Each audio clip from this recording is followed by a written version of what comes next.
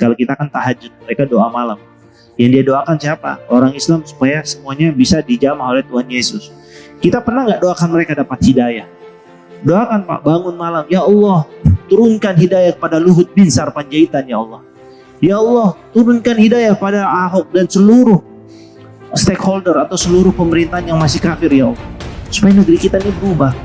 9 naga masuk Islam, maka ketika itu ekonomi langsung dipegang oleh umat Islam. Takbir. Semangat ya, akan bangkitnya khilafah. Kenapa? 10 tahun yang lalu belum ada bahasa-bahasa khilafah. Kenapa tiba-tiba muncul? Ya. Nah, ini Dewan Intelijen Nasional Amerika Serikat atau National Intelligence Council pada Desember 2004 merilis laporan dalam bentuk dokumen yang berjudul Mapping the Global Future. Ya. Pada tahun 2020 akan berdiri kembali pimpinan Islam atau lahirnya sebuah kepemimpinan Islam atau pemerintahan Islam global yang mampu memberikan tantangan perlawanan pada norma nilai-nilai global barat. Itu yang mereka takutkan, dimunculkanlah ISIS. Ya, supaya ini betul-betul tidak terwujud. Supaya apa? Orang tuh membenci yang namanya khilafah. Jangan sampai khilafah itu muncul. Ya. Ini sebentar lagi 100 tahun. Tepat dengan keruntuhan Turki Utsmani tahun 1924. Nah, maka mereka buat segala macam daya upaya untuk menggagalkan. Ini ada dokumennya, kalau saya putar dokumennya, tapi cukup banyak ya. Kita lanjut aja dulu. Nih, dalam ayat Alkitab tentang Laskar Kristus atau prajurit, Paulus mengatakan dalam 2 Timotius, hal ini kuperintahkan kepadamu, jadilah seorang prajurit atau serdadu atau laskar atau tentara yang tangguh, yang pantang menyerah demi Yesus sebagai panglima. Jadi ini kalimat perintah bahwa mereka tuh punya namanya Laskar Kristus. Kita ada Laskar Islam, Laskar Jihad, mereka juga punya. Tapi gerakan mereka ini tersembunyi, terselubung, ya, terselubung, tidak terang-terangan seperti kita. Nah, tapi banyak masuk di ormas-ormas Islam, menyusup di berbagai macam ormas yang kita tidak tahu. Seperti sekarang inilah kondisi negara kita dan yang lain saling diadu domba itu karena mereka banyak masuk di ormas-ormas Islam. Berapa banyak saya punya materi mengungkap penangkapan di berbagai tempat. Di rumahnya Ustadz Abu Bakar Basir, kita ada temukan. Dia komandan Laskar Kristus. Di rumahnya Habib Rizik, saya sendiri nemukan orangnya, nangkap di rumahnya Habib Rizik. Saya punya videonya. Kalau nanti lihat jam 8, boleh. Saksikan nanti videonya saya putar di sana. Ya, bagaimana penangkapan penyusup di rumahnya Habib Rizik. Itu sekelas yang militan aja 2 kita dapatkan. Apalagi yang lain, yang tidak ada menyaring, tidak tersaring orang-orang yang masuk di lembaga-lembaga.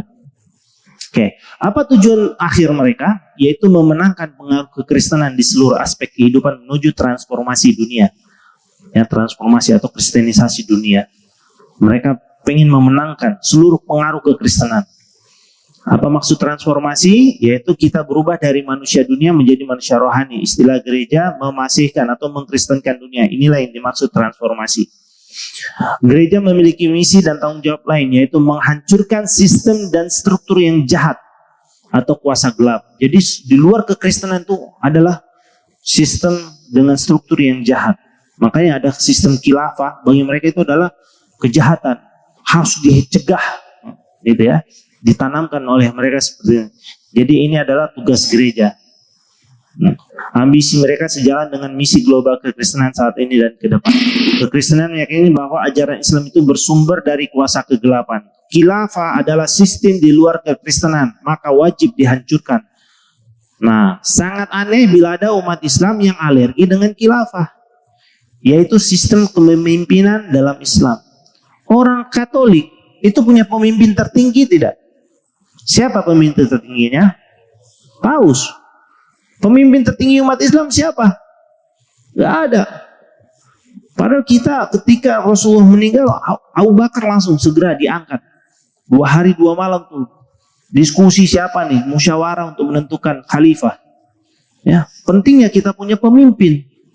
Sekarang kita gampang tercerai-berai karena kita tidak punya pemimpin untuk skala dunia. Ya. Moto perjuangan kristenisasi, karena kita bagikan domba yang hidup di tengah-tengah serigala, maka kita harus cerdik seperti ulat dan tulus seperti merpati.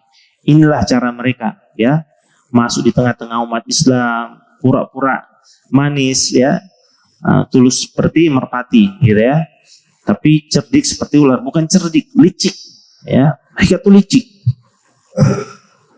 Maka mereka mulai membuat gerakan terselubung, namanya hidden mission. Gerakan Islamofobia ini banyak di mana-mana, ya. Gerakan Islamofobia, orang jadi fobia terhadap Islam, alergi terhadap Islam.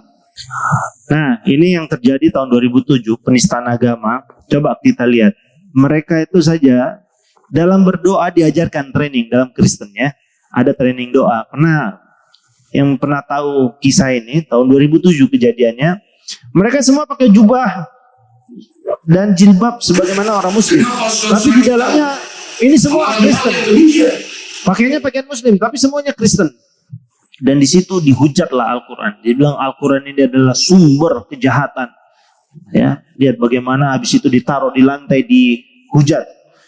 Keluarlah roh kegelapan. Diruqyah tuh Al-Quran sama mereka, ya. Akhirnya kita umat Islam melihat seperti itu, kita laporkan. Kurang lebih 43 orang ditahan di tangan saya, saudara.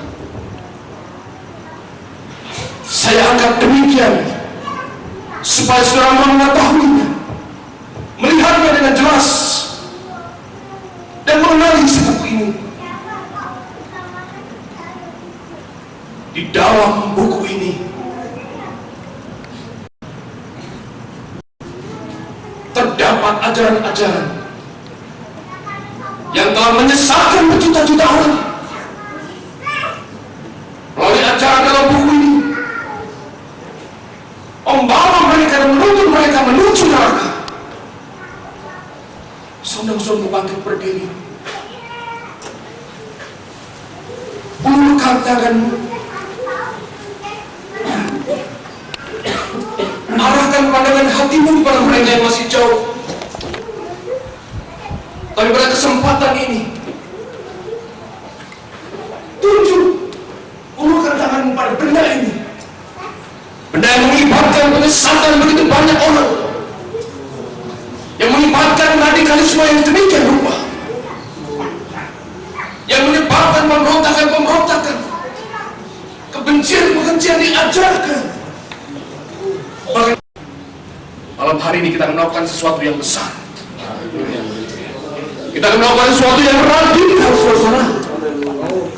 Dan dengan berbalas kasihan Allah, mari kita bersama-sama berdoa.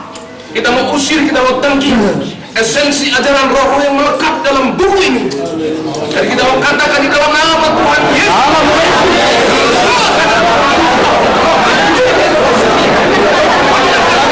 Berdoanya serius supaya itu keluar roh-roh jahatnya. Bahkan dia doa supaya bagaimana orang-orang di pesantren, di masjid-masjid, di musola-musola, semua Engkau genggam mereka, ya Tuhan. Jadi bagi mereka tuh Roh Kudus tuh datang pada kita itu seakan-akan Roh Kudus itu adalah roh Tuhan. Padahal menurut kita dia kirim jin itu. Makanya pernah lihat ya, satu sekolah kesurupan massal, satu madrasah kesurupan massal. Kenapa? Itu mereka biasanya ada di rumah di dekat pondok itu atau sekolah itu, yang mereka sedang kebaktian seperti tadi. Ya Tuhan, jamah mereka Tuhan. Ya Tuhan, jamah mereka Tuhan. Turunlah Roh Kudus-Mu. Tiba-tiba situ kesurupan massal. Gitu ya. Jadi mereka ngirim jin. Nanti mereka sendiri yang mengeluarkan. Boleh kami bantu? Begitu dia angkat tangan begini, semuanya langsung tertidur semua. Dia yang menebar, dia juga yang pura-pura dia yang nyembuhin gitu. Ini metode-metode misionaris saat ini seperti ini ya. Kami mengasihi mereka, Bapak, dan kami rindu mereka terlepas dari ajaran sesat. Kami rindu mata hati mereka dibukakan oleh Roh Allah untuk melihat terang Allah, untuk melihat terang Kristus, dan untuk bertemu dengan Kristus. Mari Bapak, kami berdoa saat ini Tuhan, baik mereka yang ada di pondok pesantren, mereka yang ada di masjid, mereka yang ada di musola-musola, mereka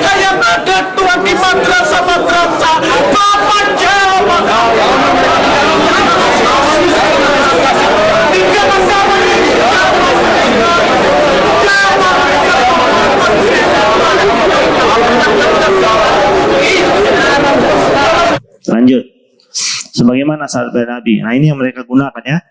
Doa adalah senjatanya seorang mukmin dan tiang pilar agama serta cahaya langit dan bumi. Hadis Abu Ya'la. Doa juga merupakan otak atau inti ibadah. Rasulullah bersabda doa itu adalah otaknya ibadah. Hadis Abu Daud.